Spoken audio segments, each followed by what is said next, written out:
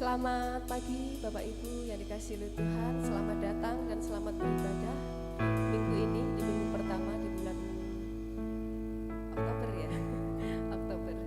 Mari bersyukur kepada Tuhan kalau pagi hari ini kita boleh bertemu satu dengan yang lainnya, dan terlebih itu kita boleh memuji dan menyembah Tuhan. Mari pergunakan waktu yang ada, kita mau menyenangkan hati Tuhan lewat setiap pujian dan penyembahan kita pagi hari ini. Satukan hati kita berdoa. Kami bersyukur Bapa Surgawi, karena kasih dan kemurahan-Mu pagi hari ini kami boleh ada. Terima kasih Tuhan buat penyertaan-Mu sepanjang minggu ini. Tuhan sudah jagai kami, Tuhan sudah lindungi kami. Kami sungguh merasakan anugerah Tuhan yang besar atas hidup kami. Dan pagi hari ini kami merendahkan diri di hadapan-Mu Tuhan, dan menaikkan setiap pujian kami, penyembahan kami hanya bagi kemuliaan nama-Mu. Sucikan, kuduskan kami Bapa. Haleluya, haleluya. Mari bawa hati kita, segenap hidup kita di hadapan Tuhan. Mari sembah Dia. Haleluya.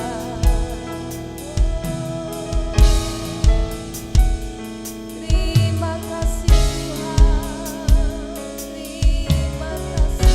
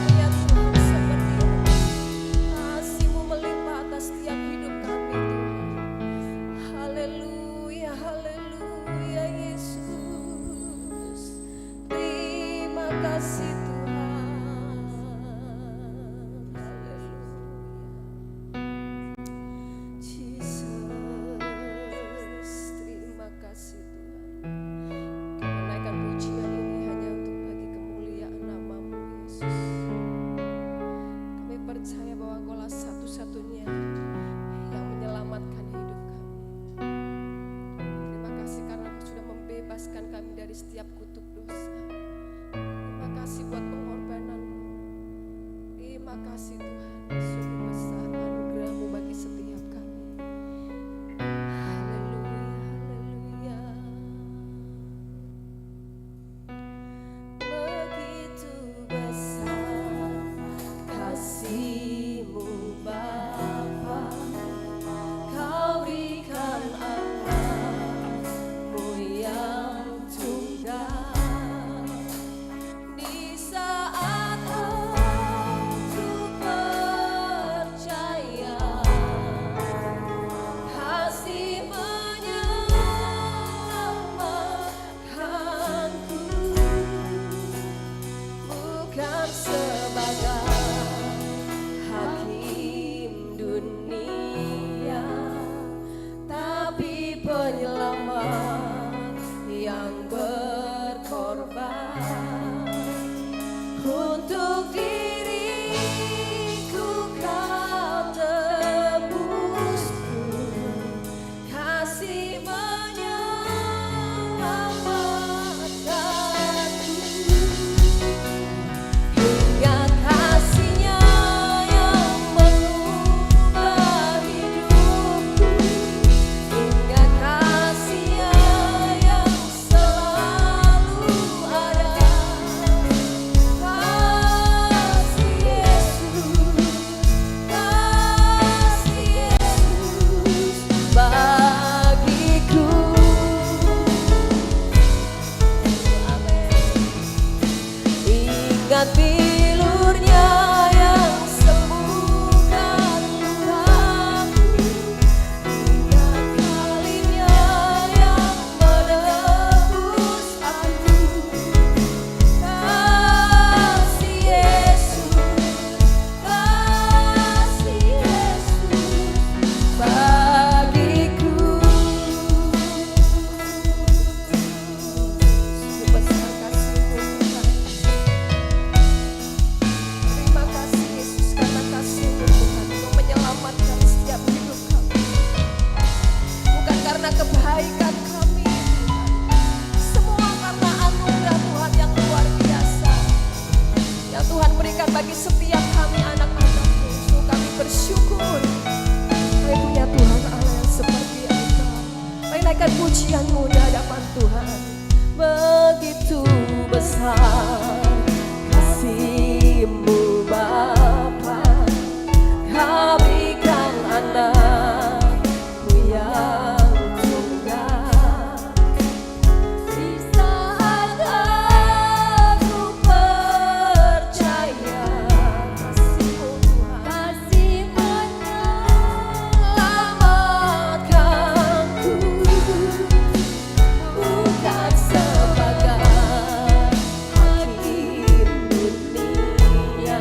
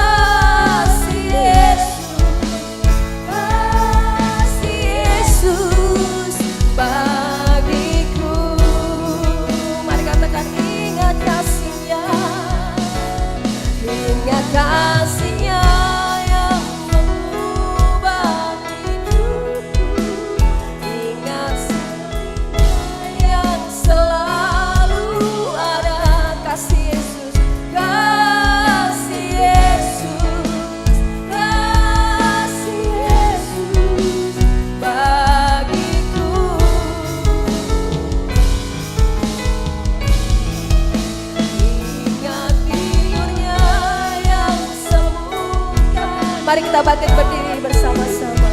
Ingat salibnya yang menebus aku. Kasih Yesus, kasih Yesus, kasih Yesus bagiku.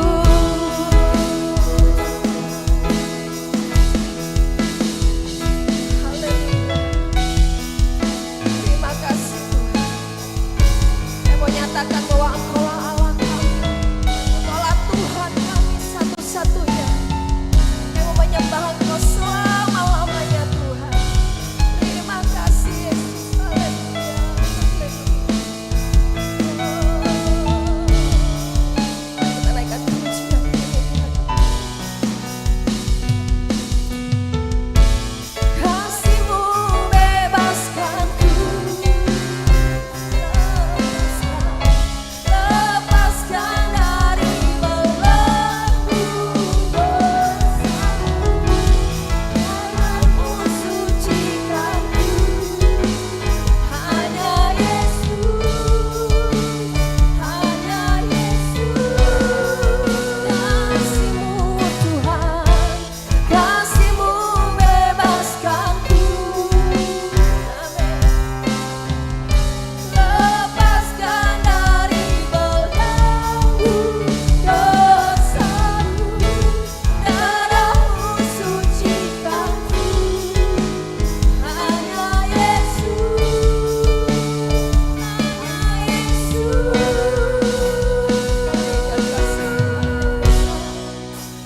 Ingat kasih-Nya yang Haleluya Yesus. Ingat kasih-Nya yang selalu ada. Kasih Yesus,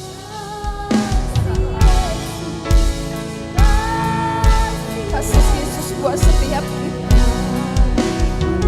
Percaya dengan iman bahwa bilurnya sudah menyembuhkan kita. Ingat bilurnya yang sembuhkan lukaku.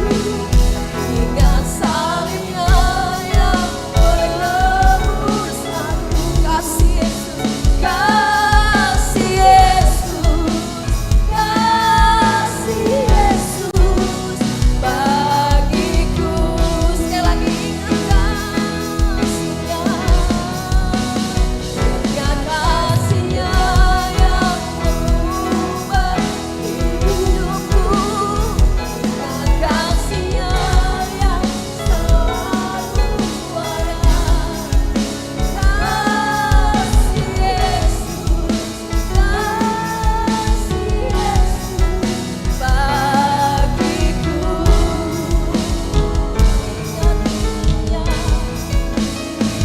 Ingat bilurnya yang sembuhkan aku. Ingat salibnya yang menebus aku.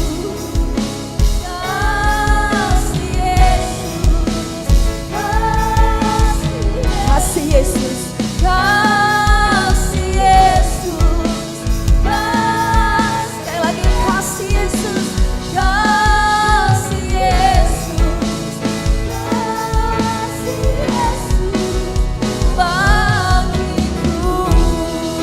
Beri tepuk tangan yang luar biasa buat kasih Tuhan. Haleluya, haleluya. Kasih-Mu sungguh luar biasa dalam hidup kami. Karena hanya kasih-Mu Tuhan yang sanggup mengubahkan hidup kami. Kami percaya yang saat ini datang dalam kelemahan tubuh kami. Oleh bilur-bilur Yesus Tuhan menyembuhkan setiap kami. Kasih-Mu lebih dari cukup buat setiap kami Bapa. Kasih Yesus yang begitu luar biasa, yang membuat hidup kami berarti. Sungguh kami bersyukur kami punya Allah seperti Engkau. Kami punya Bapa yang baik, yang selalu mengerti hidup kami. Dan kami percaya sampai hari ini kami tidak pernah kekurangan apapun juga.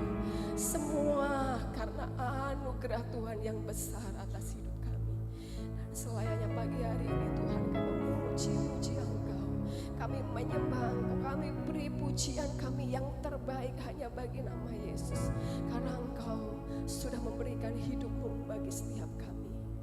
Kami yang seharusnya binasa oleh dosa-dosa kami, tapi oleh karena kasih Tuhan yang besar, Engkau menebus kami, sehingga kami beroleh keselamatan yang daripada Tuhan.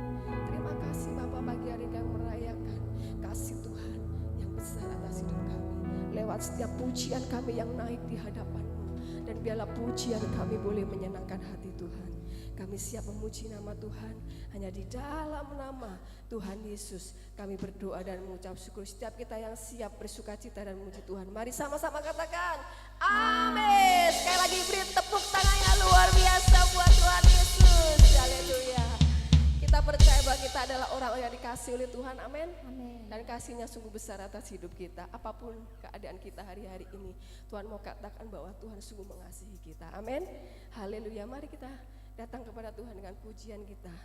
Oh, kita mau katakan di hadapan Tuhan bahwa kita punya Tuhan yang besar. Dia Allah yang perkasa, Dia Allah yang mulia, Allah yang layak ditinggikan dan disembah. Haleluya. Mari bersuka cita di hadapan Tuhan.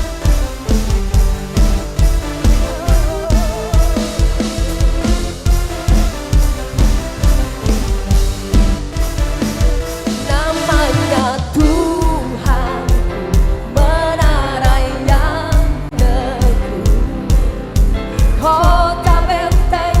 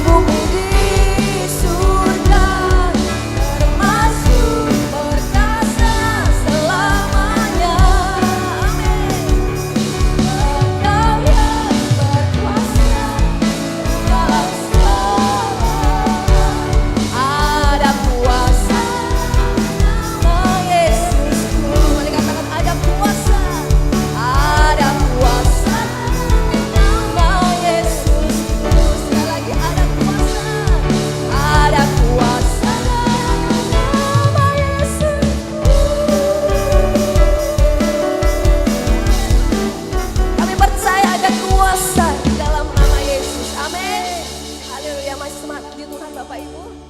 Haleluya, mari kita puji Dia, Raja segala raja, karena hanya segala kemuliaan bagi Tuhan kita Yesus Kristus. Haleluya. Mari kita nyanyikan pujian ini. Hanya oleh kuasa darah anak domba kita boleh diselamatkan. Terima kasih Tuhan.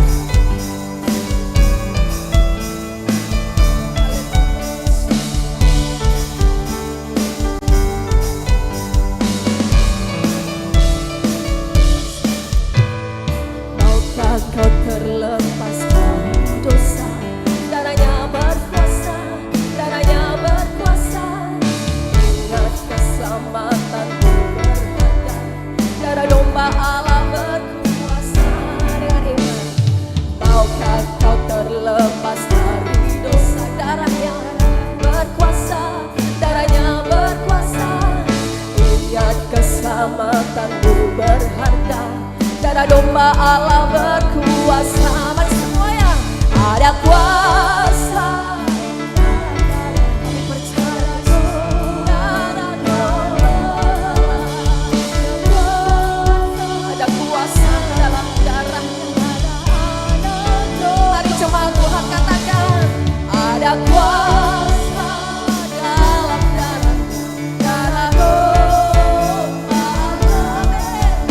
Ada kuasa dalam darahnya, darah anak domba. Percaya ada kuasa di dalam darah. Maukah kau terlepas dari dosa? Darahnya berkuasa, darahnya berkuasa.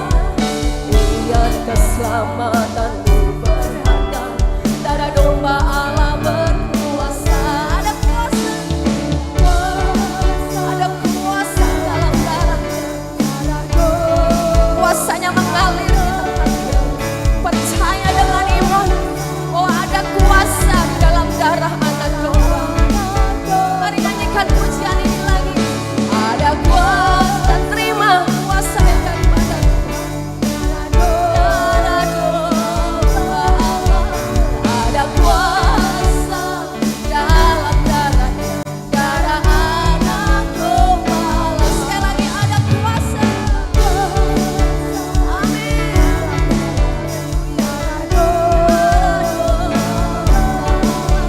Ada kuasa dalam darahnya, darah anak domba Allah. Darah anak domba Allah. Darah anak domba Allah. Sebelum duduk mari beri kemuliaan sekali lagi buat Tuhan kita yang luar biasa. Haleluya. Haleluya. Silakan duduk kembali Bapak Ibu. Saya dengan iman bahwa darah Yesus sudah menyucikan kita, menyembuhkan segala sakit kita, dan bahkan menyelamatkan hidup kita dari dosa. Saatnya kita akan memberikan korban syukur kita kepada Tuhan. Sebelumnya kita akan berdoa. Ibu Pardi yang akan naik doa untuk persembahan.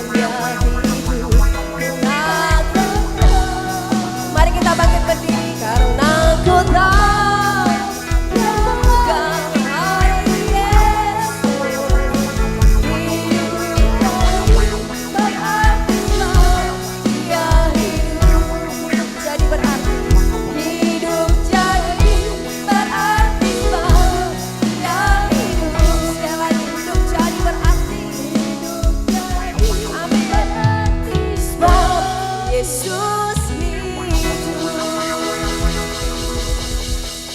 Haleluya, masa depan sungguh ada dan harapan kami tidak akan pernah hilang karena kami punya Tuhan yang hidup. Segala kuasa baik di bumi dan di surga ada di dalam nama Yesus yang olehnya hidup kami diselamatkan. Terima kasih Tuhan Yesus buat karyamu yang ajaib dalam hidup kami. Dan bila hati kami selalu mengucap syukur karena kasih Tuhan yang besar atas hidup kami. Kami siapkan hati untuk kami menerima kebenaran firman-Mu pagi hari ini di dalam nama Tuhan Yesus. Haleluya, haleluya.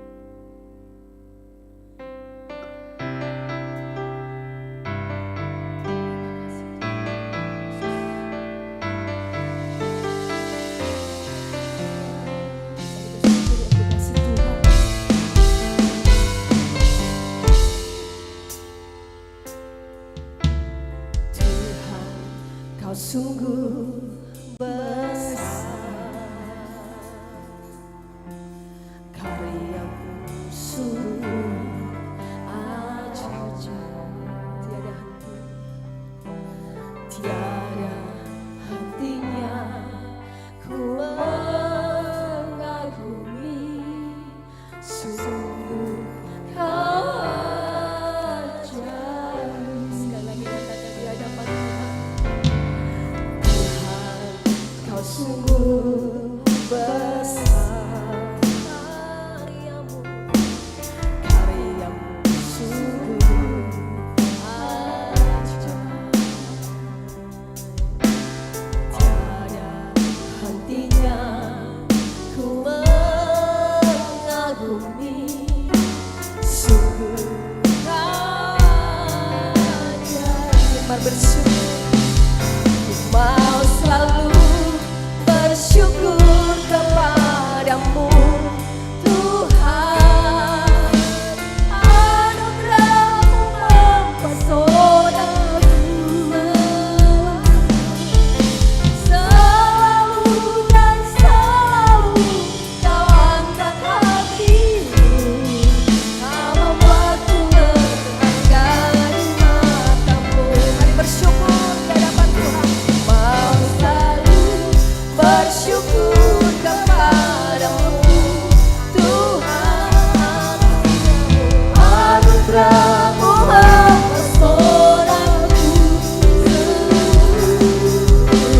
selalu dan selalu Kau angkat hatiku, Kau membuatku berharga di mata-Mu. Mau selalu bersyukur kepadamu Tuhan, anugerah-Mu mempesonaku, selalu dan selalu Kau angkat hatiku, Kau membuatku berharga di mata-Mu. Kau membuatku berharga di mata-Mu. Kau membuatku berharga di mata-Mu. Kami bersyukur Bapa. Kami berterima kasih kepadamu. Oleh karena kasih-Mu, oleh karena kebaikan-Mu, kami ada sebagaimana kami ada pada hari ini. Kami datang memuji-Mu, kami datang menyembah-Mu. Inilah bakti kami ya Tuhan, karena kami merasa Engkau sungguh sangat baik dalam hidup kami. Terima kasih atas penebusan-Mu atas dosa-dosa kami. Dosa kami yang merah seperti kemermiji, Engkau basuh menjadi putih seperti salju. Terima kasih Tuhan Yesus. Dan kami akan mendengarkan firman-Mu. Singkap mata kami, hati dan pikiran kami, biar boleh terbuka untuk Roh-Mu, untuk firman-Mu. Boleh kami cerna, boleh kami pikirkan, boleh kami lakukan dalam setiap langkah kehidupan kami. Terima kasih ya Bapak, dan Bapak Gembala kami yang bawa firman, kiranya Engkau berkati beliau lebih dan lebih lagi. Engkau pimpin, Engkau pakai lebih dan lebih lagi, membawa kami pada kemuliaan nama-Mu. Terima kasih ya Bapak, kami siap mendengarkan firman-Mu. Di dalam nama Tuhan Yesus kami berdoa, haleluya, amin. Amin. Silakan duduk Bapak Saudara.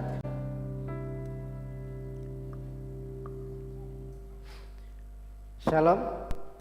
Ya, selamat pagi. Kita akan siapkan hati untuk kebenaran firman Tuhan. Ini. Kita buka dalam kitab Galatia pasal 2. Khotbah ekspositori Galatia pasal kitab Galatia, sekarang sampai di kitab Galatia pasal 2.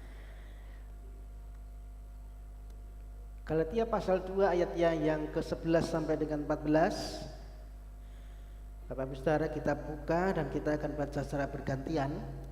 Ya, Galatia pasal 2 ayat yang ke-11 sampai dengan 14. Judul perikopnya Paulus bertentangan dengan Petrus.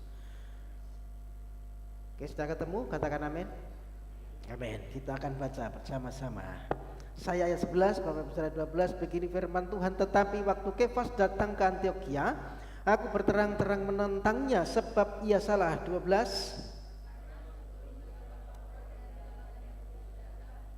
Ia makan sehidangan dengan saudara-saudara yang tidak bersunat, tetapi setelah mereka datang ia mengundurkan diri dan menjauhi mereka karena takut akan saudara-saudara yang bersunat. 13. Dan orang-orang Yahudi yang lain pun turut berlaku munafik dengan dia, sehingga Barnabas sendiri turut terseret oleh kemunafikan mereka. 14.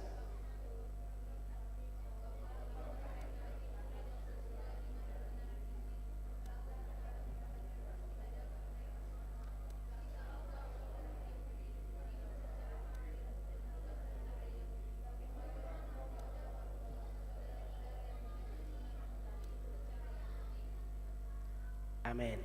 Demikian pembacaan firman Tuhan yang berbahagia, yang membaca, merenungkan dan melakukan dalam hidupnya sehari-hari. Amin. Saudara, apa yang kita baca ini adalah satu kisah bagaimana Paulus menegur Petrus. Saudara tahu Petrus ini adalah seorang pemimpin besar. Petrus ini adalah kepalanya para rasul, ketuanya para rasul, ya, tetapi perilakunya sempat tidak sesuai dengan pengajarannya. Ini yang terjadi pada Petrus, saudara. Ia bertindak tidak selaras dengan Injil yang dikabarkan. Ya, Paulus akhirnya menegurnya dengan tegas. Nah, saudara, dari peristiwa ini kita belajar yang namanya integritas. Hidup selaras dengan Injil. Ya, opo maneh gitu ya. Nek minggu ini kok berat. Jangan tegang dulu, saudara, ya. Jangan tegang dulu, katakan karena ini sabar gitu ya. Sabar, jangan tegang dulu ya. Jadi kemarin apa itu? Objektif ya. Objektif itu apa gitu ya. Subjektif, objektif lagi ono integritas apa meneh. Mbah Cari, jangan bingung ya Mbah Cari ya. Integritas itu begini, saya akan jelaskan sederhana. Nanti kalau ada kata integritas artinya berarti ini, saudara. Jadi integritas itu hidup apa adanya, ya, hidup apa adanya, tidak pura-pura, tidak munafik. Apa yang di hati itu sama dengan yang di luar, ya saudara ya. Jadi hidup selaras dengan Injil itu begitu, integritas, ya, kesesuaian antara kata dengan perbuatan. Kalau kita percaya Tuhan, maka hidup kita itu juga harusnya menunjukkan iman kita. Perbuatan kita itu menunjukkan iman kita, itu selaras. Jujur, ya, bisa juga disebut integritas. Kalau ada godaan, ya, itu tidak mudah tergiur, tidak mudah berbohong, ya, tidak menipu. Walaupun sebenarnya ada kesempatan dan mungkin ada tekanan, tetapi kita tetap apa adanya.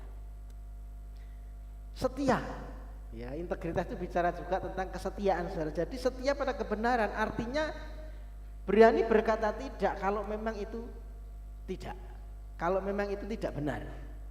Meskipun orang lain tidak suka, saudara, kita tetap berani berkata tidak.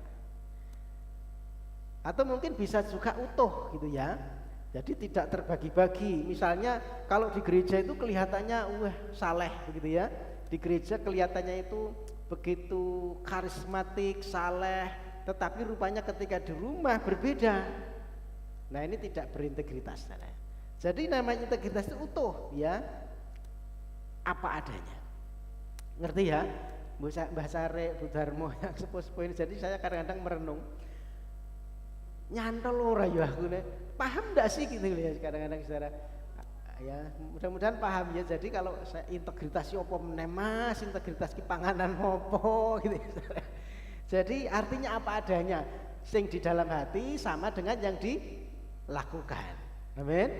Ya jadi integritas. Jadi seorang ayah, misalnya ada seorang ayah berkata kepada anaknya begini, "Nak, kamu ndak boleh bohong ya." Ayah mendidik anaknya, kamu ndak boleh bohong. Tetapi suatu saat kemudian ayahnya ini dicari seseorang. Dicari seseorang mungkin ya apa ya, tukang kredit atau apa gitu ya mungkin ya. Kemudian waduh, iki nagih mesti gitu ya. Akhirnya ngumpet, ngomong sama anaknya, "Nak, nanti kalau ada orang nyari bilang papa pergi." Jadi tadi barusan ngomong sama anaknya, "Nak, kamu ndak boleh bohong ya, ndak harus berkata jujur." Tetapi di sisi lain ketika dicari orang, "Nak, nanti bilang ya papa pergi." Gitu ya. Nah, ini namanya hidup tidak berintegritas, saudara. Tidak sesuai apa yang diucapkan, tidak sesuai dengan apa yang dilakukan. Ya, atau apa lagi ya mungkin nah, misalnya seorang pelayan Tuhan, ya saya berkata, "Bapak Ibu Saudara, kita harus saling mengasihi, saling mengampuni," gitu ya. Ya sementara saya khotbah di atas mimbar ini, saya berkata, "Mari kita saling mengasihi." Nanti ketika saudara-saudara pulang, ada kesalahan kecil di depan, kemudian saya ngomong, kemudian saya marah-marah kepada seseorang karena kesalahan kecil itu. Nah, kira ini tidak berintegritas, saudara ya. Jadi tidak sesuai, apa yang saya ucapkan tidak sesuai dengan apa yang saya lakukan. Namanya tidak berintegritas. Nah, hari ini kita belajar hidup kita harus selaras dengan Injil. Amin. Berintegritas. Hidup itu selaras antara iman, antara perkataan, antara perbuatan tanpa ada kepura-puraan. Ya. Jadi saudara, tujuan khotbah ini, pesan khotbah utamanya adalah orang percaya, kita semua itu dipanggil untuk menjaga keselarasan antara iman dan perbuatan. Amin. Jadi iman kita dan perbuatan harus selaras dengan Injil, saudara. Bukan hanya penuh dengan kepura-puraan. Itu yang kita pelajari hari ini, saudara. Ya, jadi ini adalah ditunjukkan oleh Rasul Petrus yang sempat tidak berintegritas. Muridnya Tuhan Yesus, kepalanya para murid, ya, dia yang punya dia adalah pendiri istilahnya, pendiri gereja mula-mula juga, tetapi rupanya karena sesuatu hal, karena satu tekanan, kita dapati tadi hidupnya ada kemunafikan. Bahkan tadi sempat Barnabas ikut terseret dalam kemunafikan, ya. Jadi saudara, kita belajar hari ini bahwa integritas kita itu diuji di dalam satu tekanan. Kesetiaan kita itu diuji dalam satu tekanan, saudara. Ayat yang ke-11 12 tadi berkata, "Tetapi waktu Kefas datang ke Antiokhia, aku berterang-terangan menentangnya sebab ia salah." Kefas itu Petrus ya, saudara ya. Kefas itu Petrus, nama lain dari Petrus. Karena sebelum beberapa hari dari kalangan Yakobus itu adiknya Tuhan Yesus datang, ia makan sehidangan dengan saudara-saudara yang tidak bersunat. Tetapi setelah mereka datang, ia mengundurkan diri dan menjauhi mereka karena takut akan saudara-saudara yang bersunat. Nah, saudara, Petrus ini awalnya makan dengan orang-orang non-Yahudi, orang Romawi, orang Yunani, ya saudara. Dia makan sehidangan, tetapi ketika ada orang Yahudi datang di situ, Petrus mundur. Karena apa tadi disebutkan? Takut. Ya, jadi Yakobus ini golongan Yakobus ini pendiri atau pemimpin utama dari jemaat Yahudi yang di Yerusalem, saudara. Jadi anggotanya semua orang Yahudi. Nah, banyak orang Kristen memandang Yakobus ini sebagai soko guru. Kalau kita belajar di dalam Galatia pasal yang kedua ayat yang 9 kemarin ya, kita sudah pelajari, mereka ini pendiri. Ya, pendiri bersama Petrus dan Yohanes. Nah, desa Petrus siapa? Petrus ini sama juga muridnya Tuhan Yesus. Sebelumnya Petrus sudah belajar. Suatu saat Petrus itu ada penglihatan begini. Petrus ini puasa, kemudian dia lapar. Ya, ketika lapar ada penglihatan turun dari langit. Ada kain dibentangkan 4 sisi gitu, di dalamnya ada binatang-binatang yang haram. Ya. Kemudian dibangunkan, Petrus, cepat kamu ambil dan kamu makan, kamu masak dan kamu makan. Kemudian Petrus, waduh itu binatang haram semua. Begitu terus, enggak Tuhan, saya enggak pernah makan yang binatang seperti ini haram, gitu ya. Kata Petrus. Tetapi kemudian Tuhan ngomong lagi, Petrus, kamu ambil, masak dan makan. Sampai 3 kali. Nah setelah 3 kali kemudian Petrus merenung, apa sih arti penglihatan ini, Tuhan kok bilang begitu? Rupanya ada seorang dari orang non Yahudi, ya, seorang pegawai Romawi, ya, dia namanya Cornelius, saudara. Nanti di Kisah Para Rasul pasal 10, pasal 11 itu ya. Saya ceritakan bahwa Cornelius ini dia ngutus orang untuk menemui Petrus, ya. Dia orang percaya yang dia melakukan adat istiadat Yahudi, ceritanya begitu. Dia setia dengan aturannya orang Yahudi. Nah kemudian Petrus ada orang yang mencari engkau, dia orang non Yahudi. Nah, setelah dia ke sana, dia ke rumahnya, Petrus ke rumahnya. Nah Cornelius ini percaya, dia dipenuhi Roh Kudus, saudara. Kemudian Petrus berkata, ternyata keselamatan itu bukan hanya untuk orang Yahudi saja, tetapi juga untuk orang Yunani, orang Romawi, non Yahudi. Taulah bahwa Petrus keselamatan untuk semua bangsa, ceritanya begitu. Tetapi ya dia kemudian dalam cerita ini dia makan dengan orang-orang non Yahudi. Ketika ada Yakobus datang, golongan Yakobus, murid-muridnya Yakobus datang, Petrus takut, waduh, tidak enak. Nah saudara, rupanya Petrus lebih setia kepada adat istiadatnya, memikirkan penilaian manusia. Dia tidak melakukan kebenaran Injil dengan sempurna, saudara. Dia lebih suka kompromi demi penilaian dari orang-orang Yakobus, saudara. Ceritanya begitu, maka disebut ya Petrus ini munafik, saudara, tidak berintegritas. Kenapa? Karena Injil itu harusnya menyatukan. Tidak ada diskriminasi di dalamnya, saudara. Di dalam Kristus tidak ada orang Yahudi dan non Yahudi, ya sudah ditunjukkan. Petrus dapat penglihatan binatang haram ini kan ceritanya itu kan melambangkan orang-orang di luar Yahudi.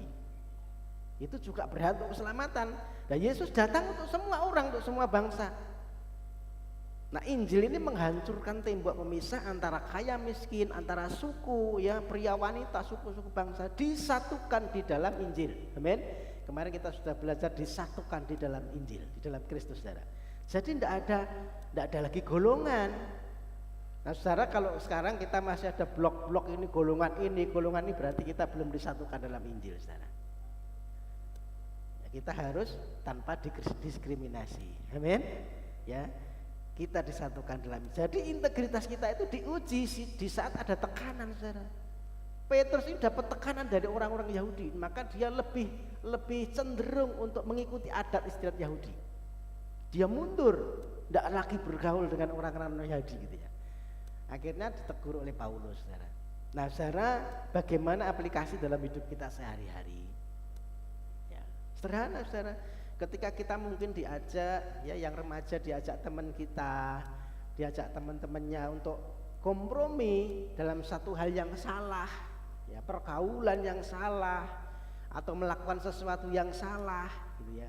Nah, bagaimana sikap kita? Beranikah kita bertindak tegas? Beranikah kita sesuai dengan Injil, dengan kebenaran Kristus kita menolak, saudara? Dalam keluarga misalnya, ya kita sudah jadi orang Kristen, tetapi masih kadang-kadang ada tradisi-tradisi nenek moyang yang masih dipaksakan, gitu ya. Dan kita mungkin takut, ya, dengan orang tua kita, takut dengan tetangga-tetangga kita, ya, karena tradisinya sudah begitu, kemudian kita tidak mengikuti. Nah, bagaimana sikap kita, saudara? Jadi artinya itu adalah aplikasi sederhana dalam hidup kita sehari-hari. Maukah kita berani tegas menolak yang tidak sesuai dengan Injil? Ketika dalam pekerjaan mungkin diajak temannya untuk membuat laporan yang palsu, saudara. Saya pernah cerita mungkin, ya, ketika saya sebelum jadi pelayanan full timer sebagai hamba Tuhan, saya kerja di satu perusahaan, ya, perusahaan anak cabang dari Pohpan Surabaya itu saudara, dari Pakan, supplier Pakan. Nah, teman-teman saya itu sukanya itu main diskon saudara. Dari perusahaan diskonnya misalnya dari diskon dari perusahaan itu 17,5. Nah kemudian teman-teman saya dijadikan diskonnya dijadikan 15,5 gitu ya. Jadi dia dapat sisa keuntungan 2% dari diskon saudara. Itu teman-teman saya melakukan semua. Atau mungkin tanpa diskon. Ya dari perusahaan itu harus diskonnya 17,5%. Istri saya jadi adminnya. Ya jadi dia dari perusahaan bikin nota surat jalan semua itu diskon 17,5%. Tetapi kenyataannya ketika sampai di customer, ya para marketing ini dia main sendiri saya. Notanya dipalsukan, ya ada yang tanpa diskon, ada yang diskonnya cuma 10% gitu ya. Ya dia dapat untung. Ya, saya diajak main gitu saudara. Enggak apa-apa, ini kan murni kan kita juga kerja ini. Saya enggak mau, meskipun ya dikucilkan saudara. Anak buah gue gembeleng gitu ya. Saudara. Tapi akhirnya ketahuan juga. Sampai sekian ratus juta itu yang dikorupsi saudara. Ya rumahnya jadi bagus, punya mobil, teman-teman cuma sales marketing tapi punya rumah bagus, mobilnya bagus gitu saudara. Tapi akhirnya juga disita polisi saudara. Itu karena tidak punya integritas saudara ya. Jadi ketika ada ajakan-ajakan yang tidak jujur, kita berani menolak atau tidak. Risikonya dibenci saudara, dikucilkan. Ya. Jadi mari kita belajar menjadi orang yang teruji meskipun ada tekanan dari kanan kiri. Kesetiaan kita teruji. Amin. Hidup kita teruji. Tidak mudah kompromi. Ingat saudara, kita dipanggil untuk menjaga keselarasan antara apa?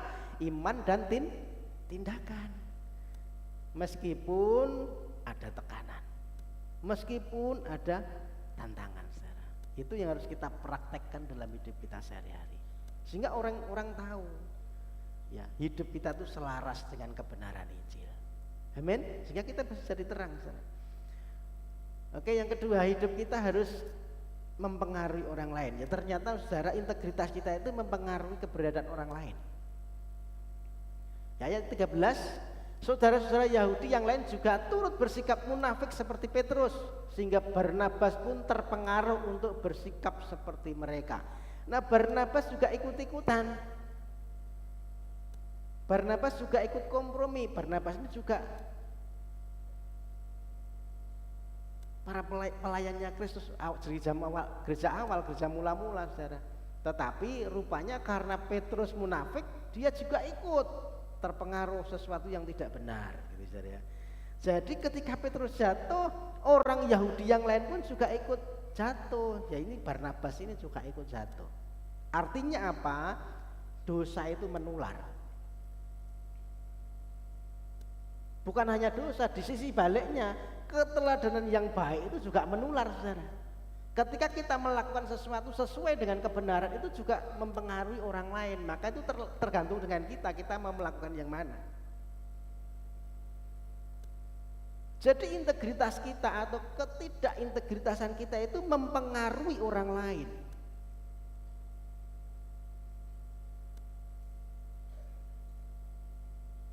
Saudara, orang itu lebih melihat bagaimana sikapmu sehari-hari, yang kita tunjukkan, sikap kita sehari yang kita tunjukkan, yang dilihat orang daripada cuma sekedar melihat status kita di WA atau status kita di media massa. Media sosial, diingatkan saya, ya. Jadi daripada kita mungkin bisa upload status di media sosial dengan sesuatu yang rohani, dengan ayat-ayat gitu saudara.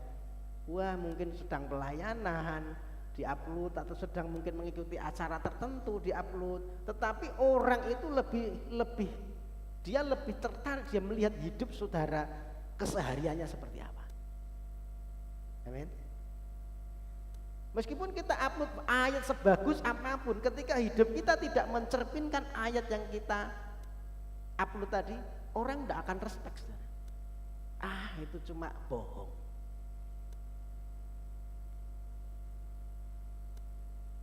Jadi begitu saudara, orang tua juga begitu. Ketika kita mendidik anak, Ya, tindakan kita sebagai orang tua itu yang lebih mudah ditiru oleh anak kita. Daripada sekitar kita cuma tadi berkata jangan bohong ya nak, tetapi ternyata tindakannya tidak mencerminkan perkataannya, saudara. Jadi kalau kita pengen melihat anak kita baik, kita harus memberikan teladan yang baik. Amin. Begitu saudara. Ini namanya integritas, menjaga keselarasan iman dan perbuatan. Jadi Injil mengajarkan kita untuk bersikap seperti ini. Atau mungkin kita sebagai pelayan gereja, ya, kan lebih baik kita melayani dengan kerendahan hati, ya, dengan kesetiaan daripada kita hanya pinter berkata-kata. Ya, mungkin ada orang yang punya talenta pinter merangkai kata-kata dengan baik, tetapi yang dilihat itu kan bagaimana hidupnya sehari. Apakah dia orang yang rendah hati, apakah dia orang yang setia, itu yang dilihat orang. Jadi bukan hanya kata-kata, harus selaras antara perkataan kita dengan perbuatan kita yang keluar dari hati kita. Jadi saudara, orang percaya tadi dipanggil untuk menjaga keselarasan antara iman dan tindakan. Karena apa? Karena hidup kita itu ternyata dibaca oleh orang lain. Amin. Kemarin saya sudah sempat singgung ya, hidup kita itu sebagai Alkitab yang terbuka. Bagaimana kita bisa memberikan kesaksian buat orang lain? Sebelum kita berkata-kata bersaksi, hidup kita itu sudah dibaca orang lain. Jadi kita mau bersaksi seperti apapun, kalau hidup kita tidak mencerminkan kesaksian kita, orang akan alah guru ngomong isone guru ngomong tok. Amin. Berat enggak saudara? Ya, tapi kita belajar saudara ya. Belajar, ngomongnya gampang. Saya juga ngomong gampang saudara. Lah belum tentu saya juga bisa melakukan kan gitu ya. Tetapi kita berusaha sama-sama hidup berintegritas. Amin. Hidup selaras dengan Injil. Karena kita adalah Alkitab yang berjalan, ya, Alkitab yang kemana-mana kita membawa surat dari Kristus ini, saudara.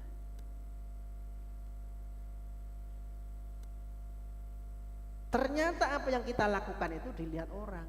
Maka ya firman Tuhan berkata dalam Matius pasal berapa ya? Kamu adalah kota yang di atas gunung, terletak di atas gunung. Orang melihat dari mana, dari berbagai sisi itu, orang itu melihat keberadaan kita. Dilihat saudara. Masalahnya yang di dalam hidup kita itu baik atau buruk, itu loh pertanggungjawaban kita saudara. Ya, jadi hidup kita mempengaruhi orang lain.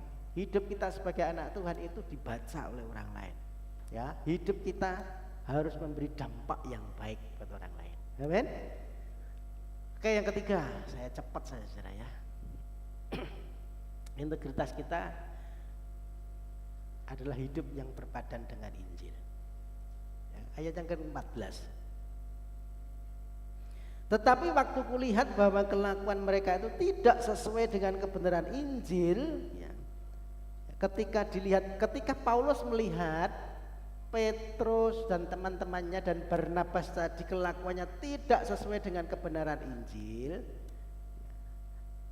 aku berkata kepada Kefas, kepada Petrus di hadapan mereka semua, jika engkau seorang Yahudi hidup secara kafir dan bukan secara Yahudi, bagaimana engkau dapat memaksa saudara-saudaramu yang tidak bersunat untuk hidup secara Yahudi?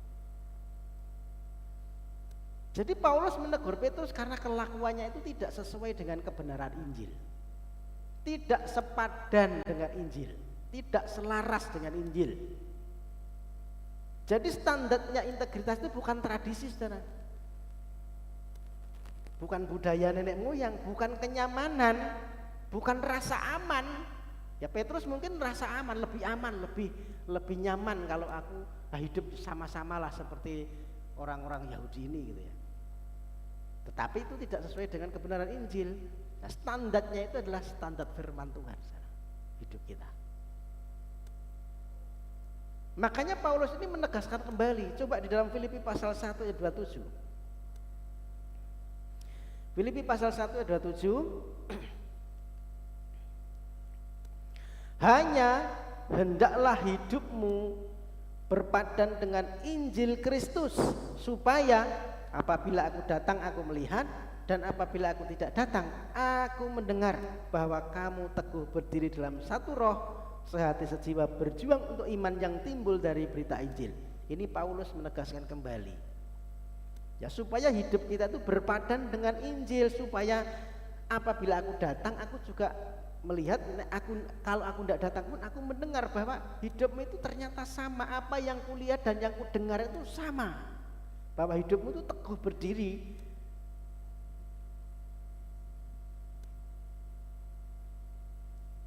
Artinya apa, saudara? Hidup berpadan berarti hidupnya seirama, sejalan dengan Injil. Ya, kebenaran firman Tuhan bicara apa, hidup kita harus mengaminkan. Hidup kita juga harus begitu, perbuatan kita juga harus begitu. Itu namanya selaras atau sepadan. Hidup kita harus berpadan, tidak ada kontradiksi, tidak ada kontradiksi itu ya bertolak belakang, saudara. Mulutnya berkata percaya, amin, ya, aku percaya, tetapi ternyata dalam tingkah laku sehari-hari dalam kehidupannya menyaksikan sanksi, apa benar ya Tuhan itu begitu, gitu.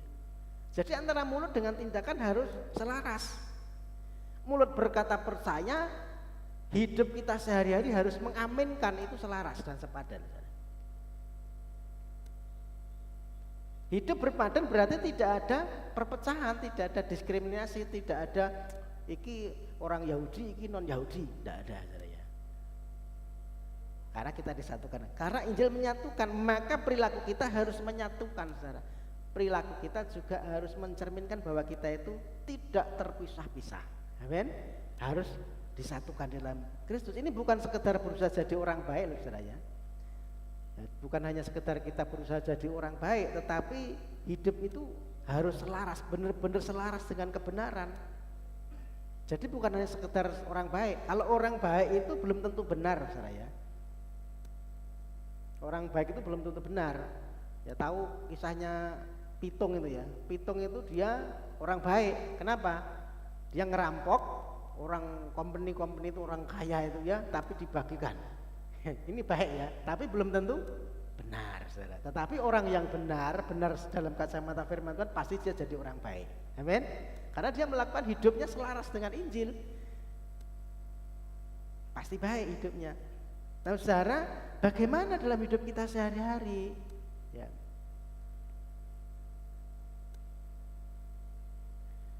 Dalam keluarga kita, apakah kasih kita itu benar-benar terpancar dalam rumah tangga kita? Ya, banyak orang yang ya kalau di dalam rumah tangga itu sering seneng bentrok. Wah, piring terbang, apalagi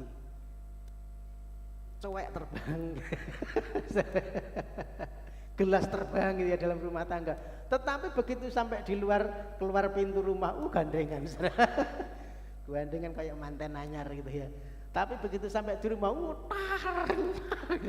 nah, saudara, bagaimana kita mempertanggungjawabkan integritas kita, saudara, ya.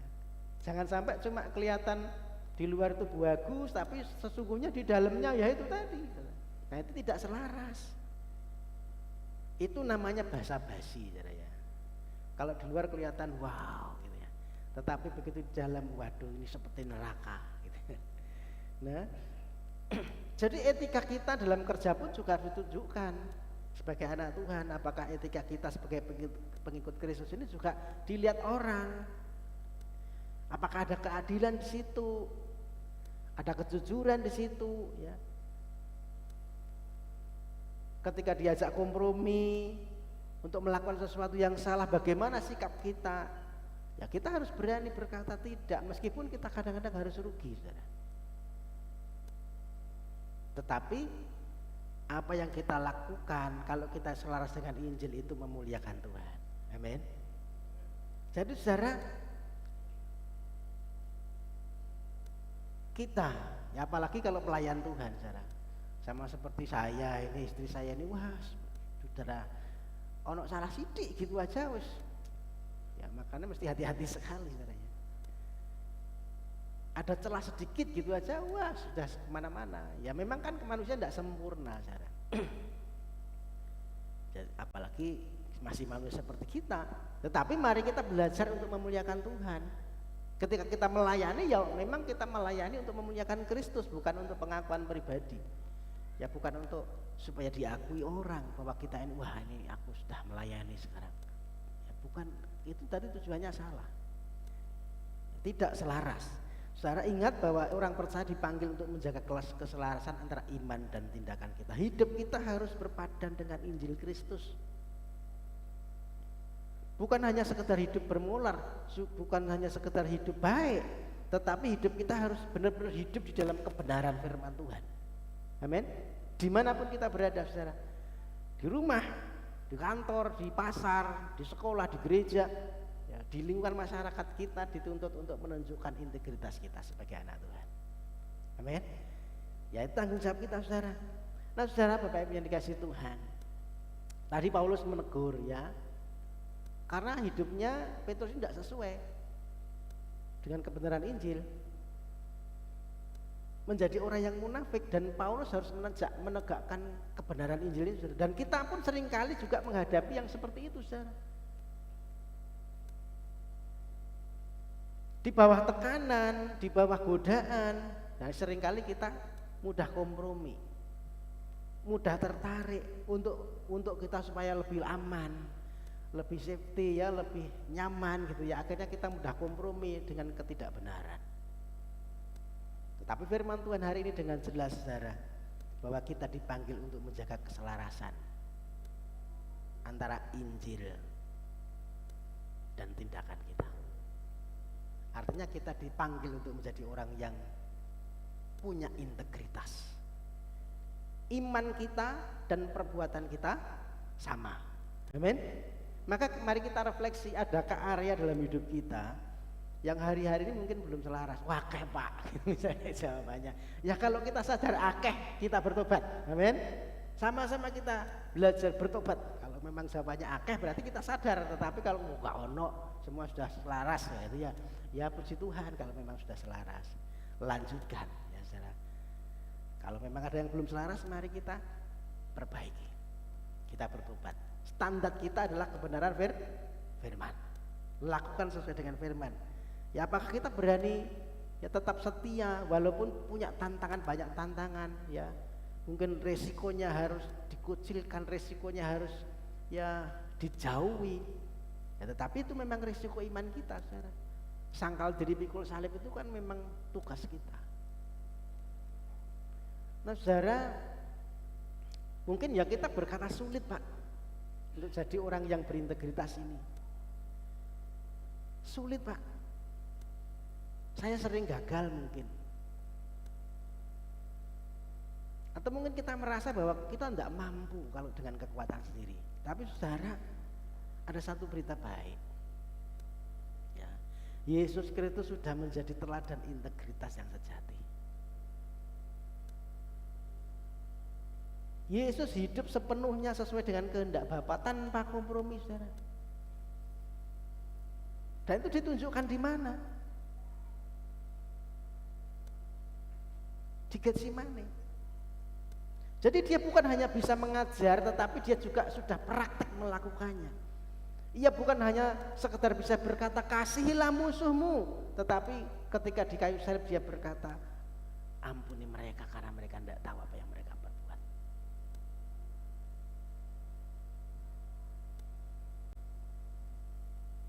Jadi di atas segalanya Yesus ini taat, bahkan sampai mati di kayu salib demi keselamatan kita. Saudara ingat ketika Yesus dicobai, dibawa ke padang gurun di dalam Matius pasal 4. Iblis menawarkan jalan pintas. Roti, ya ubahlah batu itu jadi roti. Apalagi kuasa, kemuliaan, ya. Kalau kamu menjatuhkan diri, nanti ada malaikat yang akan menatang kamu. Kemudian yang terakhir, kemuliaan. Kalau kamu mau sujud menyembah aku, maka semua dunia ini jadi akan kuberikan kepadamu. Iblis menawarkan jalan pintas. Jika saja Tuhan Yesus mau kompromi pada waktu itu. Tetapi apa pilihannya? Yesus tetap setia pada firman. Yesus menolak jalan pintas yang dari dosa karena ia menjaga keselarasan antara iman dan tindakannya. Saudara. Atau mungkin ketika di Getsemane, Yesus tahu bahwa salib itu sudah menanti, penderitaan itu menanti. Ia bergumul semalam-malaman di situ, saudara. Bahkan peluhnya itu seperti titik-titik darah. Dia mohon sama Tuhan, Bapak kalau boleh biar cawan ini berlalu. Itu dagingnya, saudara. Kalau boleh cawan ini berlalu. Tapi tidak berhenti di situ. Tetapi bukan kehendakku, melainkan kehendakmu yang jadi. Ia memilih taat sekalipun harus menderita, saudara. Yesus sudah menunjukkan satu integritas yang sempurna. Apa yang dia imani itulah yang dia lakukan, bahkan sampai mati di kayu salib. Dan kita melihat saudara, firman-Nya, apa yang dicatat di dalam Alkitab, di dalam Injil ini, itu adalah bukti bahwa Kristus sudah melakukannya buat kita. Amin. Itu bukti tindakannya. Ini menjadi kabar baik buat kita, saudara. Di kayu salib Yesus menanggung semua kegagalan kita supaya kita bisa menjadi orang yang berintegritas, sama seperti Dia.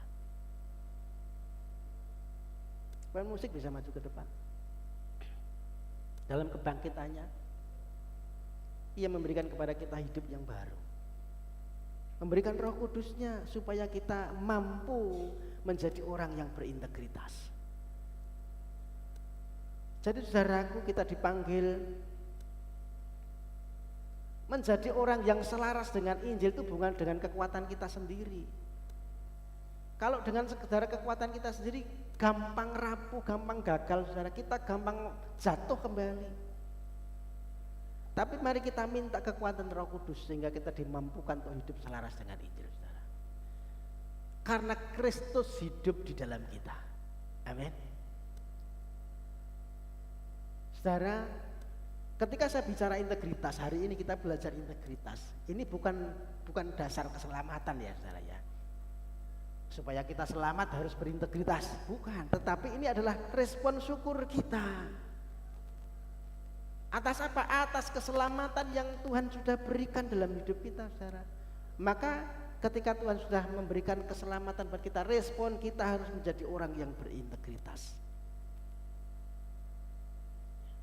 Orang percaya dipanggil untuk menjaga keselarasan antara iman dan tindakan, karena Kristus lebih dulu setia bagi kita. Tuhan Yesus memberkati. Kita nyanyikan yang pujian tadi, ingat kasih-Nya.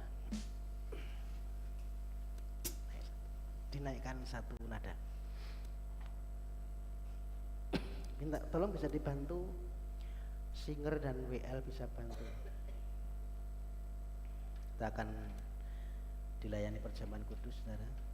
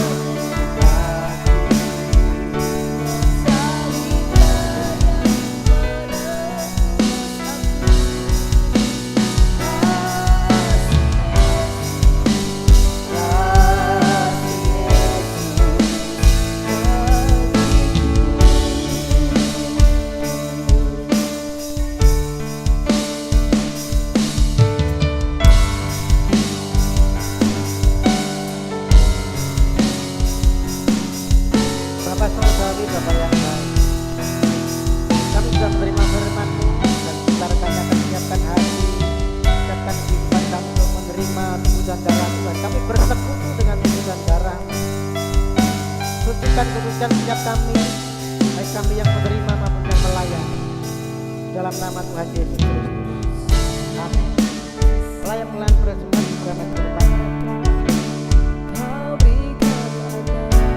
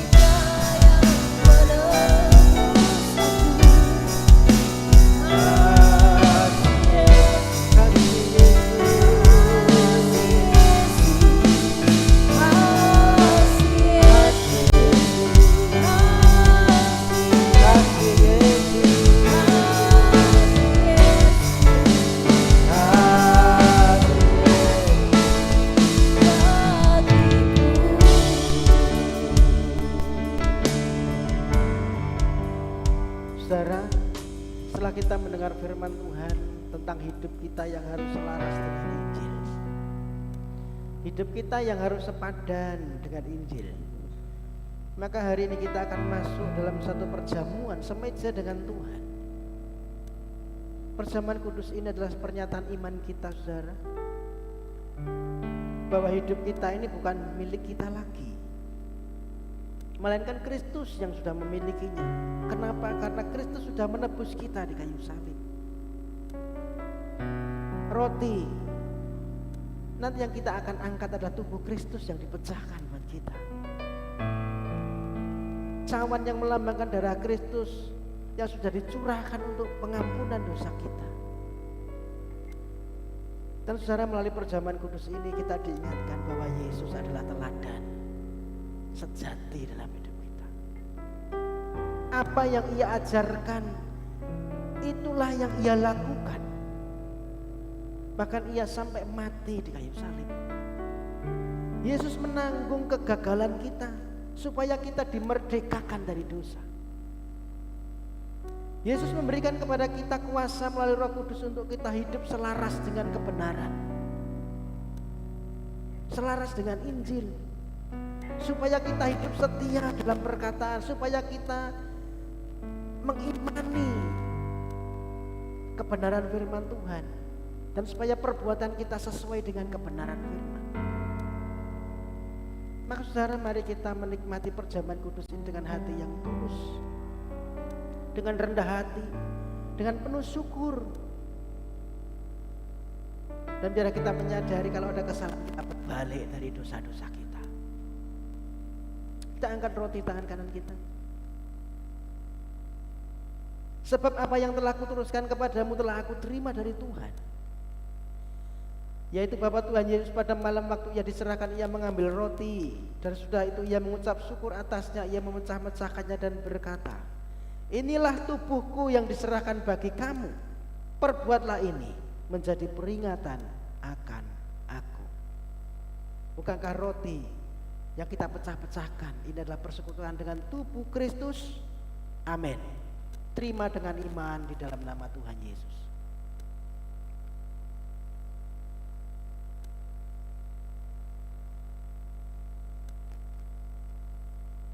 Angkat cawan di tangan kanan kita. Demikian juga ia mengambil cawan sudah makan lalu berkata, cawan ini adalah perjanjian baru yang dimeteraikan oleh darahku. Perbuatlah ini setiap kali kami minumnya menjadi peringatan akan aku. Bukankah cawan pengucapan syukur? Yang atasnya kita mengucap syukur adalah persekutuan dengan darah Kristus. Amin. Terima dengan iman dalam nama Tuhan Yesus.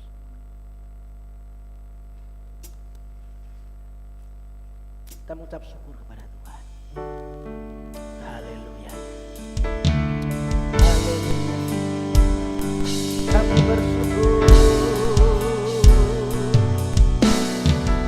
Kami bersyukur akan kasih-Mu. Buat teladan yang begitu sempurna dalam kehidupan kami Tuhan. Kami perlu Roh memampukan kami, mengubahkan hidup kami, supaya hidup kami benar-benar selaras dengan Injil, supaya hidup kami benar-benar selaras dengan kebenaran firman. Haleluya,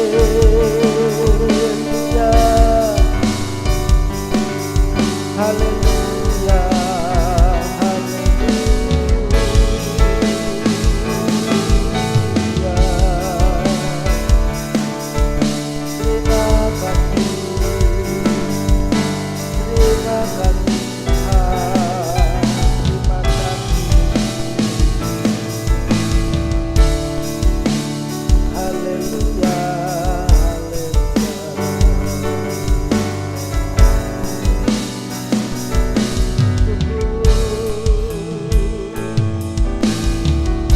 Bapa surga kami mengucap syukur atas anugerah-Mu yang begitu besar dalam kehidupan kami. Hari ini kami bersekutu dengan tubuh dan darah-Mu, mengingatkan kami akan kasih-Mu yang begitu luar biasa atas hidup kami. Bagaimana tubuh-Mu dipecahkan, bagaimana darah-Mu dicurahkan bagi keselamatan kami Tuhan. Kami percaya Tuhan, kami sudah ditebus, kami diampuni, dan kami semua dipersatukan di dalam Tuhan. Maka kiranya Roh Kudus yang menolong kami agar kami hidup sungguh-sungguh sepadan dengan Injil dan kebenaran, supaya iman kami nyata dalam perbuatan kami, supaya perkataan kami selaras dengan kasih-Mu, sehingga seluruh hidup kami menjadi satu kesaksian yang mempermuliakan nama Tuhan.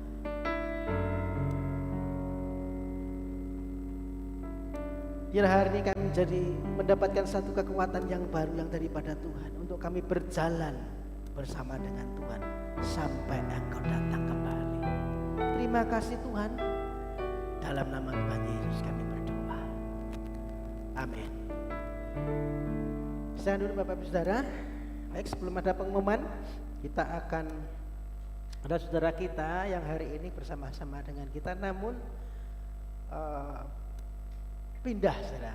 Yang semula dia ada di Pracimantor, tetapi ya karena sesuatu hal dia harus pindah ke Demak ya.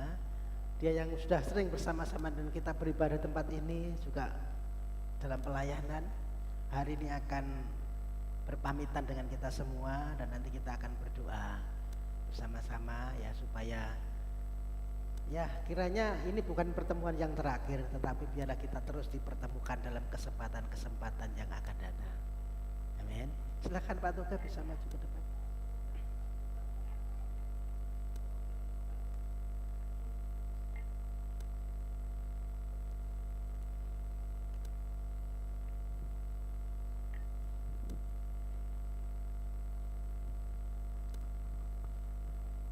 Shalom Bapak Ibu Saudara-saudaraku semua yang dikasihi Tuhan. Terima kasih buat kesempatan yang telah diberikan kepada saya. Dan mohon maaf ini Pak Budi, Pak Gembala, saya hanya sendiri bisa berdiri di sini. Memang kemarin saya bersama istri, cuman kebetulan karena di RT saya juga antusiasnya warga menjelang kami pindah itu sungguh luar biasa. Jadi tadi memang pada kesempatan mau ibadah itu tidak bisa hadir istri saya dan anak saya udah di Demak. Jadi untuk kesempatan ini saya tidak berlama-lama.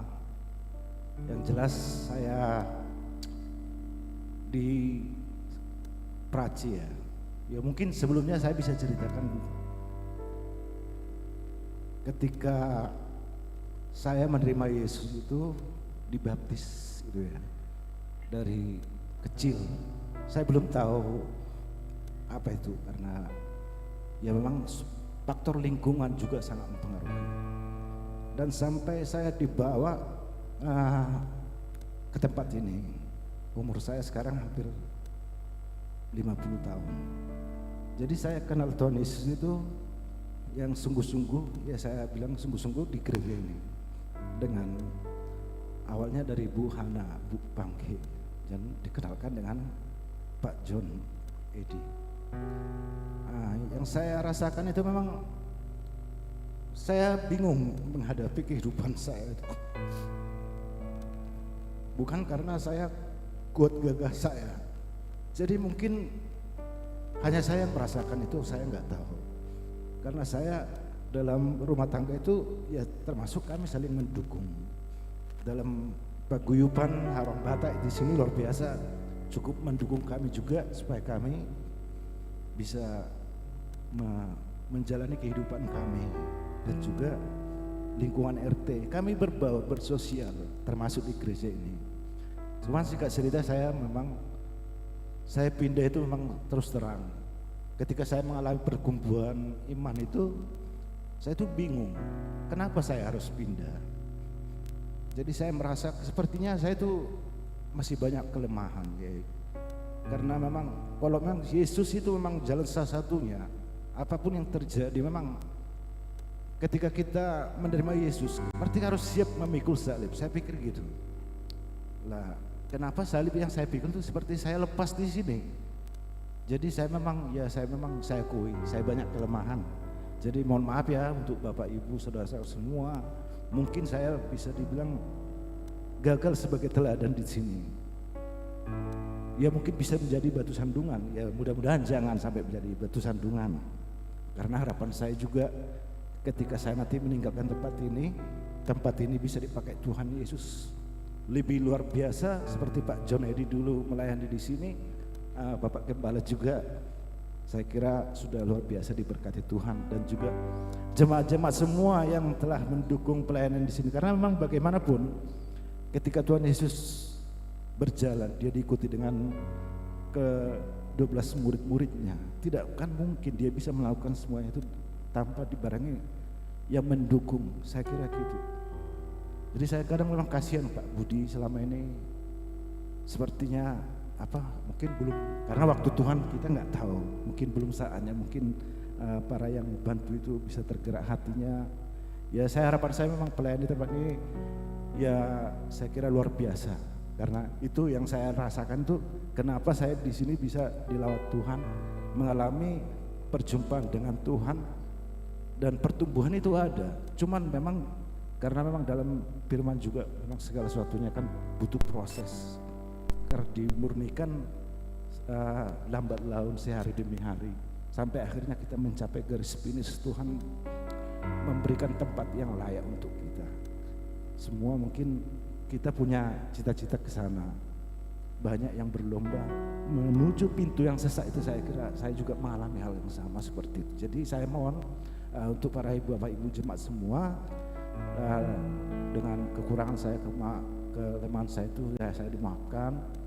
Dan saya juga butuh yang namanya, bukan butuh sumbangan, bukan saya butuh penghiburan, enggak. Saya butuh dikuatkan lewat doa-doa Bapak Ibu jenengan semua. Kalaupun saya ada kesalahan, Saya mohon maaf. Saya kadang bingung. Tuhan itu mengajarkan saya mengampuni orang yang bersalah kepada kamu. Bahkan musuh saya maafkan. Tapi kalau musuh saya enggak memaafkan saya, itu saya berdoa sama Tuhan, kenapa ini terjadi? Karena yang saya rasakan itu ketika memang saya mengalami susah diampuni orang, saya itu seperti kalau disalibkan mungkin lebih kelihatan Bu ya, berdarah-darah gitu. Tapi kalau orang memaafkan saya itu lebih seperti kalau bisa dibilang gak kelihatan tapi terasa gitu. Jadi saya mohon maaf ya untuk Bapak Ibu jemaat semua yang ada di sini. Mungkin siapa tahu kesempatan ini mungkin hanya di sini, mungkin bisa kita ketemu ya nanti di mana gitu. Intinya kita saling mendoakan aja. Karena semua itu gak ada yang sempurna. Hanya Tuhan Yesus saja yang sempurna. Jadi segala sesuatunya hanya Tuhan Yesus yang layak dimuliakan. Kalau saya salah itu ya saya kira wajar. Jadi saya mohon doanya, ya mudah-mudahan nanti saya di Demak saya bisa berubah, saya bisa iman saya lebih bertumbuh di sana sehingga nanti tempat ini bisa terkenal di sana, bisa dikenal orang lewat pribadi saya. Amin. Bapak dulu di mana? Di Demak, di Praci di mana? Itu agak di pedesaan, luar biasa. Jadi saya doanya ya Bapak Ibu semua. Jadi hanya sekian aja tanpa berlama-lama, saya mengucapkan salam perpisahan hanya untuk sementara untuk Bapak Ibu saudara-saudaraku semua yang dikasih Tuhan, yang telah mendorong saya juga mendukung saya untuk mengalami pertumbuhan iman itu. Terlebih mbah-mbah ya jemaat mula-mula yang ada di sini. Saya kira saya luar biasa pantas saya memberikan apresiasi buat beliau-beliau yang jemaat yang telah mendukung pelayanan dari dulu. Karena saya ini orang Batak mungkin agak belakangan datangnya ke sini. Ya jadi gitu aja. Terima kasih Pak. Terima kasih. Tuhan Yesus berkati. Ya, tetap di sini Pak, tetap di sini. Bapak Ibu Saudara, kita akan bangkit berdiri, kita akan berdoa buat saudara kita ini.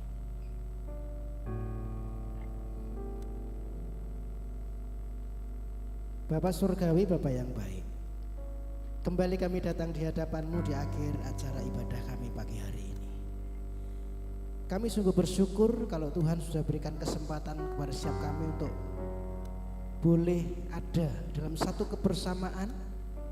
Bahkan Tuhan boleh hadirkan selama ini ada Bapak Toga bersama keluarga anaknya bersama-sama dengan kami ada di Gereja Betel Tabernakel Pracimantoro ini.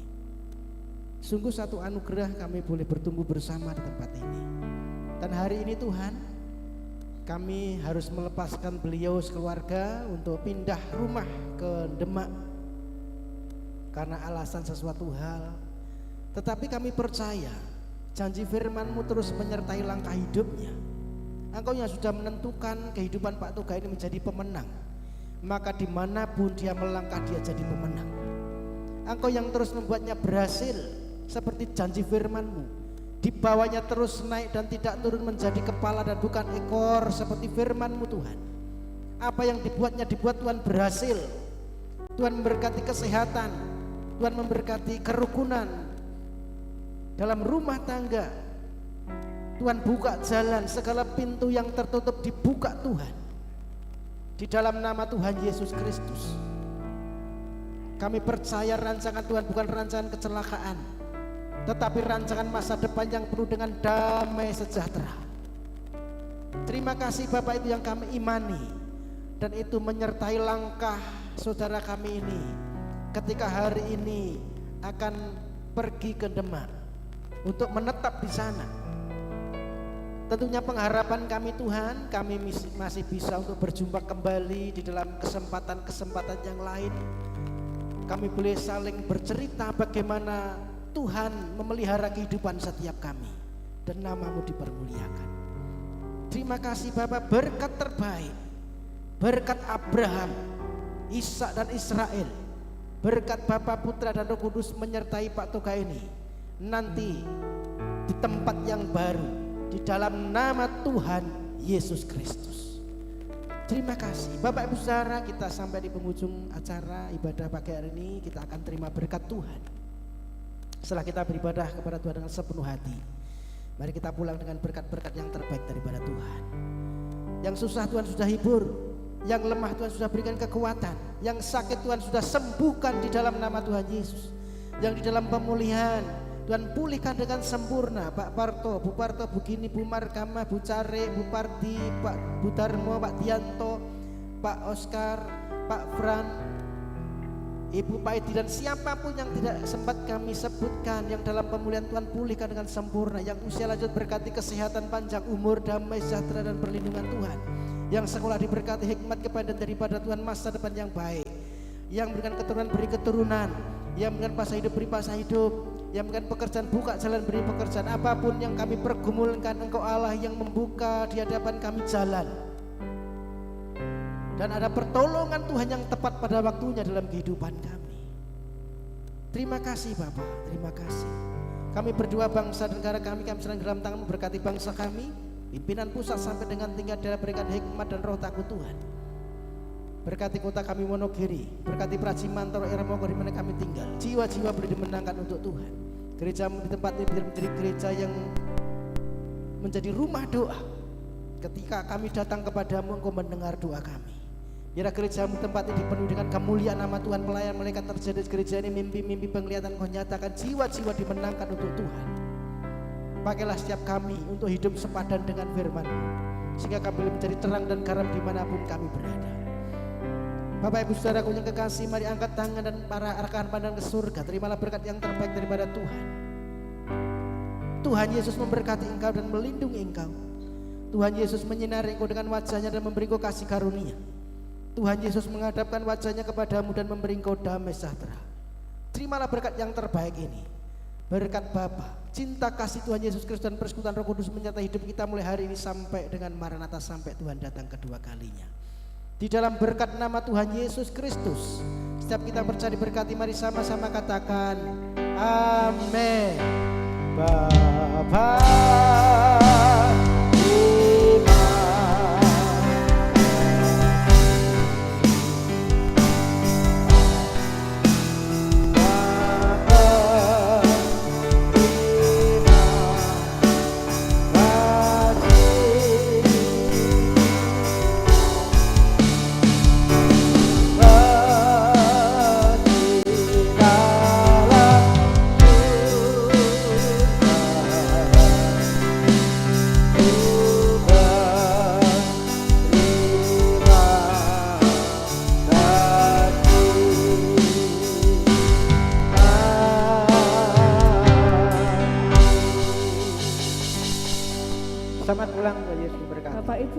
dimohon untuk tidak pulang dulu karena akan mendengarkan beberapa pengumuman dan pembagian. Oh ada ya, oh iya. Supermi. Persilakan duduk kembali Bapak Ibu. Benar saudara, belum ada pengumuman ya tadi ya. Oke, saya yang lupa, sudah usia saudara. Ya rambutnya sudah banyak yang putih, sudah banyak yang rontok. Jadi wajar kalau lupa, dimaklumi ya. Oke, pengumuman. Hari Rabu ada jadwal ibadah puasa di tempat ini jam 9 pagi sampai selesai. Kemudian Kamis ada Komsel Permata. Komsel Permata nanti di tempatnya Ibu Alin di Belindas Praji Mantoro. Ibu Alin datang? Ya, kalau nggak datang pun sudah dikonfirmasi sanggup ya. Jadi beliau menerima. Belindas itu di tempatnya Pak Toga yang dulu ya. Jadi karena Pak Toga ini pindah, jadi tempatnya yang sekarang dipakai Bu Alin. Ya, di tempatnya Pak Toga. Komselnya di situ. Kemudian hari Jumat ceria jam 4 sore sampai selesai. Hari Sabtu ibadah muda remaja jam 6 sore sampai selesai. Dan kita ketemu kembali hari Minggu jam 9 pagi sampai dengan selesai. Di tempat ini saya menunggu dan mengundang Bapak Ibu Saudara bisa hadir bersama rekan saudara keluarga, anak istri, kenalan. Silakan kita ajak untuk kita bertumbuh bersama supaya kita diperlengkapi Tuhan, kita jadi terang dan garam. Amin. Itu yang boleh saya sampaikan, Tuhan berkati. Dan saudara, ada berkat, ya ini berkat dikasih saudara, bukan kita beli dikasih orang, cuma Supermi Indomie goreng sesuai dengan kakaknya ya saudara. Jadi kalau anggota keluarganya 2 mungkin ya dapatnya 2, mungkin ya saya enggak ngerti. Ya karena ini juga dikasih, saya berharap semua bisa ambil, bisa dapat Zara. Sebelum ini pas pulang atau dibagikan di sini? Saat ini Pak. Oke, saya serahkan kepada Bagi, selanjutnya nanti kita pulang dan memberkati. Baik Bapak Ibu akan dipanggil sesuai kakak masing-masing ya. 1 kakak 1 kantong.